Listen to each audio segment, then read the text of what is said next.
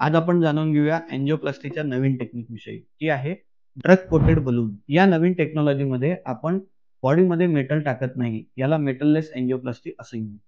Drug coated balloon या टेक्नॉलॉजीमध्ये आपण काय करतो, तर जो ब्लॉक असतो त्याला बलूनने रिमूव्ह केल्यानंतर कन्व्हेन्शनल किंवा नॉर्मल अँजिओप्लास्टीमध्ये आपण तिथे मेटलचं स्टेंट टाकतो.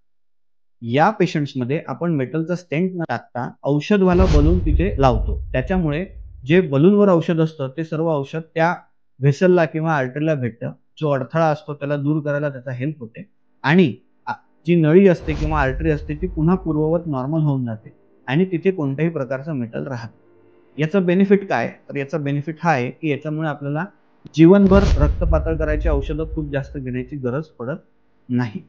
ड्रग कोटेड बलून ही एक इव्हॉल्विंग टेक्नॉलॉजी आहे. सिलेक्टेड पेशंट्समध्ये सध्या आपण याचा यूज करू शकतो. पण आमचा एक्सपिरियन्स हे सांगतो, की विथ टाईम ही टेक्नॉलॉजी वाढत जाणार आणि हळू-हळू मेटललेस अँजिओप्लास्टी वाढतील आणि ड्रग कोटेड बलूनचा युजही वाढेल.